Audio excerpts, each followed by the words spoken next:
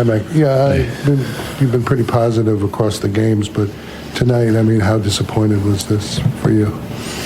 Well, I mean, it's a bottom line thing when you look at this. When we talk about consistency, we talk about how hard we want to play, and we want to, we were behind plays all night. Basically, that started out. We were behind plays. We allowed a good team to basically, take advantage of what they were trying to do. We talk about taking things away. We didn't take anything away.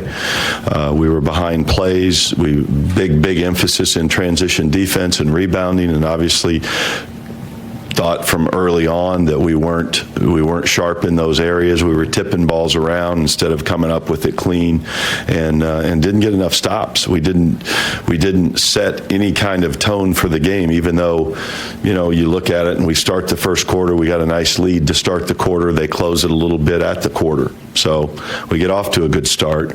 But we didn't have a good base underneath us, to carry us through with making the kind of plays that you have to make to win games in the NBA.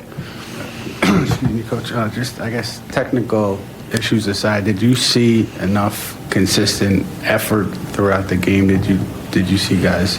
Well, when we look out and see that we're behind the actions like that, we've got to play at a higher speed to be able to force something and take something away.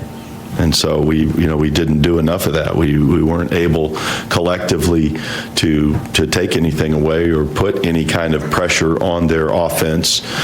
We did early with with our offense. We put a little pressure on their defense, but then as they scored more, I think we were a little bit impatient offensively, and it kind of got us out of balance, I think. You get any kind of sense what RJ is looking at? Not yet. I haven't had a chance to even find out what they're thinking and what they know right now. Coach, the game really seemed to turn in the second quarter. You guys had a 5-point lead, and then 5 minutes passed, and you guys are all of a sudden down by 11. Is there anything you saw in particular during that stretch in terms of lineups or anything you guys were doing differently during that part of the game? Not really. I think, during those segments, we're always talking about trying to get 3 stops in a row and trying to, create, offense from our defense, and we didn't get enough stops. They were, coming down the floor, and they got Ayton going early, Rubio got going early, and then Booker had enough, and then, it was too much. We gave up too much and didn't take away enough.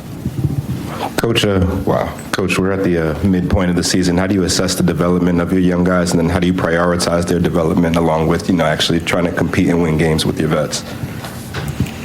I'm not sure. Ask that again. Give me the development part. Yeah. How do you assess the development of your young guys, your first and second year players, and then how do you? I guess I'm kind of wording it the same way, but how do you prioritize developing them with real minutes on the floor versus knowing that you need vets on the floor to kind of win some of these ball games? Well, I think balance is the key in a lot of these things. How we balance it out. There's obviously we've got a whole half a season in front of us, and these guys have gotten quality minutes in the first half, and I think it's going to be really important of how we finish, how we show what we've learned in these next 41 games, and how I think it's going to be clear in a lot of ways, but with what these guys need, with one being the experience, 2 being having guys out there that can help them get through that. But I think the best learning environments are when you're having success and you're getting better. That's the one thing, that, and I really believe our group feels like they are getting better. So we've just got to keep pushing through it. Coach, Reggie, with the neck soreness, is that related at all to the surgery or the area that he had surgery? He took a hit the last game. He took a pretty good hit in Milwaukee, and he's planning on practicing tomorrow. So it was just, again, we were looking at it. He started really active January 1st. It's been 16 days, and he's already gotten a lot of games in and played well. So it was one of those things, just making sure, a little precautionary to make sure he was completely healthy and let him feel, good. But he's feeling better, and we assume he'll practice tomorrow.